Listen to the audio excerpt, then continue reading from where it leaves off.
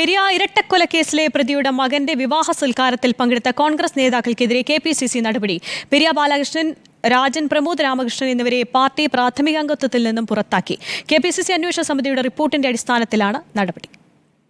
പെരിയ ഇരട്ടക്കൊലക്കേസ് പ്രതികളുമായി അടുത്ത ബന്ധം പുലർത്തിയ നേതാക്കൾ അച്ചടക്കം ലംഘിച്ചെന്ന് ചൂണ്ടിക്കാട്ടിയാണ് നടപടി. KPCC അംഗം പെരിയ ബാലകൃഷ്ണൻ, രാജൻ, പ്രമോദ് രാമകൃഷ്ണൻ എന്നിവർക്കെതിരെയാണ് നടപടി. 4 പേരെയും പാർട്ടിയുടെ പ്രാഥമിക അംഗത്വത്തിൽ നിന്നും പുറത്താക്കി.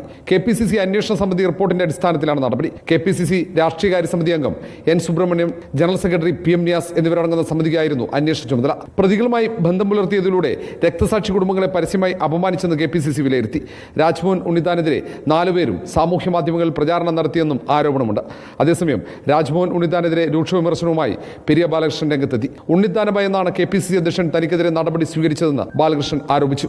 അദ്ദേഹം ഇപ്പോൾ ഒരു അല്പന അധികാരം കിട്ടിയാൽ അർദ്ധരാത്രിക്ക് കുട പിടിക്കും എന്നൊരവസ്ഥയിലാണ് അദ്ദേഹം നടക്കുന്നത്. ഞങ്ങളൊക്കെ ഒരു പാർട്ടിയുടെ പ്രാഥമിക അംഗത്വത്തിൽ നിന്ന് പുറത്താക്കാൻ അദ്ദേഹം ഇവിടുത്തെ DCC പ്രസിഡന്റിനെ ഭയപ്പെടുത്തി കൂടെ നിർത്തി എത്രയോ ദിവസമായി തിരുവനന്തപുരത്ത് തമ്പടിച്ച് കാര്യങ്ങൾ നിയന്ത്രിച്ചുകൊണ്ടിരിക്കുകയാണ്. പെരിയ രക്തസാക്ഷികളുടെ മാതാപിതാക്കളുടെ മൊഴി ഉൾപ്പെടെ ശേഖരിച്ചാണ് അന്വേഷണ സമിതി റിപ്പോർട്ട് തയ്യാറാക്കിയത്. അന്വേഷണ സമിതിക്ക് മുന്നിൽ ജില്ലാ കോൺഗ്രസ് നേതൃത്വത്തിനെതിരെ ആരോപണം ഉയർന്നിരുന്നു. പെരിയ രക്തസാക്ഷികളുടെ കുടുംബത്തെ നേതൃത്വം അവഗണിച്ചെന്നായിരുന്നു പ്രധാന പരാതി. തൽക്കാലം ഈ കാര്യത്തിൽ നടപടി വേണ്ടെന്നാണ് KPCCയുടെ തീരുമാനം. റിപ്പോർട്ടർ, തിരുവനന്തപുരം.